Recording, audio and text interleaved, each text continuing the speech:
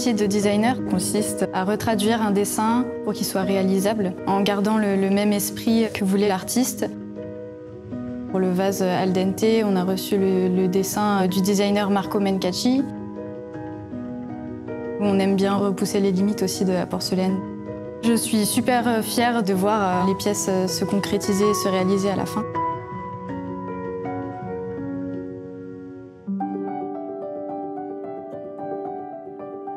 Le modeler, c'est celui qui, à partir d'un plan, va faire le modèle en plâtre, faire le moule, les prototypes, pour que ça puisse passer ensuite en production.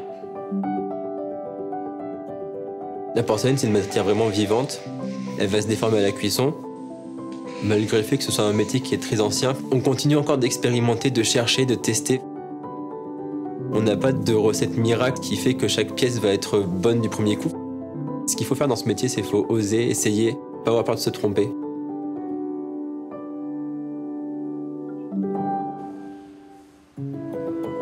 Je m'appelle Anne-Sara et je suis dans l'atelier coulage.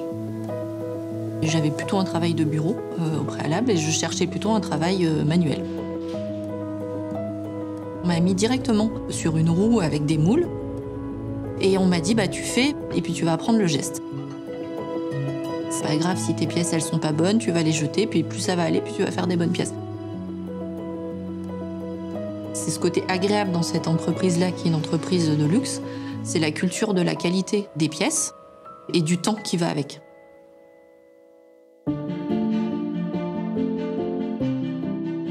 Je suis finisseuse à l'atelier coulage. C'est un travail manuel et minutieux. Avant de partir en cuisson, la pièce, il faut qu'elle soit parfaite. Alors j'enlève toutes les traces laissées par le moule. Ma grand-mère était couleuse finisseuse et elle a transmis son savoir-faire à des personnes qui m'ont transmis la même formation.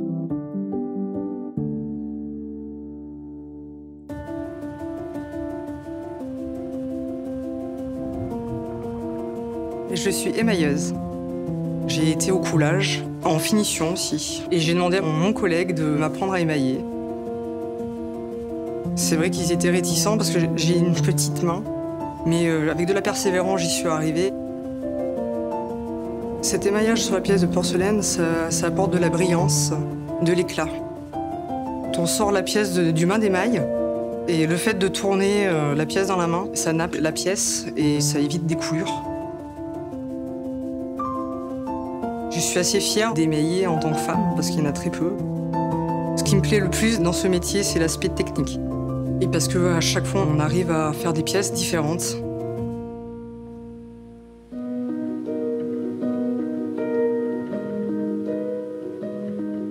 Je suis Léa, je suis infographiste et je travaille sur les décors qui sont décalqués sur des porcelaines.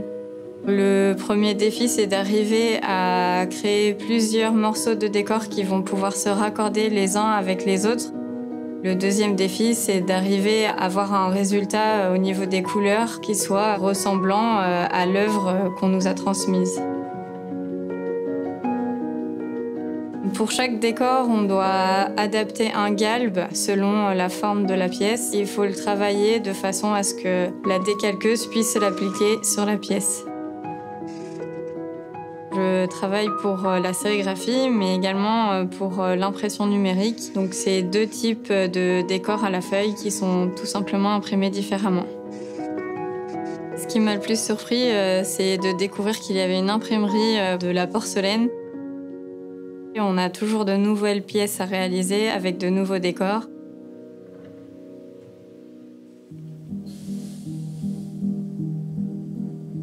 Je m'appelle Nathan et mon travail consiste à imprimer le décor sur feuille. Je suis la troisième génération à faire partie de la maison. Ma grand-mère était responsable au niveau de l'expédition. Ma mère est imprimeuse. Un imprimeur va réceptionner donc, le décor sur écran, qui va poser sur sa machine, et ensuite imprimer sur feuille.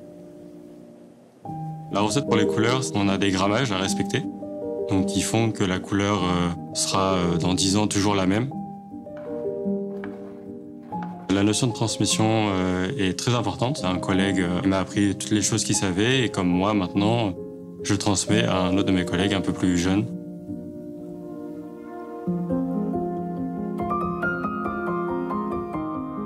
Je m'appelle Julie, je suis décoratrice à la feuille. Je reçois les feuilles donc avec le décor imprimé. Le fait de le mettre dans l'eau, en fait, il va venir se décoller et c'est comme ça qu'on peut poser l'ensemble sur les pièces. On utilise une lumière chauffante pour non seulement tiédir notre porcelaine, mais aussi pour pouvoir au mieux travailler notre décor à la feuille, parce que froid, il peut être justement très cassant. Ce qui m'attirait vraiment dans ce métier-là, c'était le côté très minutieux, c'est aussi la beauté du geste. J'ai eu une très bonne tutrice qui m'a vraiment bien appris les gestes. Être responsabilisée, c'est ce qui me motive.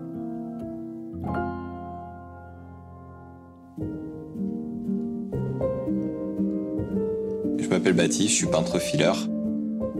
Donc je décore des assiettes, des tasses, des vases avec de l'or ou du platine. On fait ça avec différents types de pinceaux. Il faut être patient, il faut avoir de la dextérité. On est vraiment le dernier petit élément de la chaîne. On est là pour donner la touche qui va sublimer la pièce. C'est gratifiant de travailler dans un cadre où on fait des belles choses. Dans notre petite ville Limoges, on est reconnu partout dans le monde pour la porcelaine.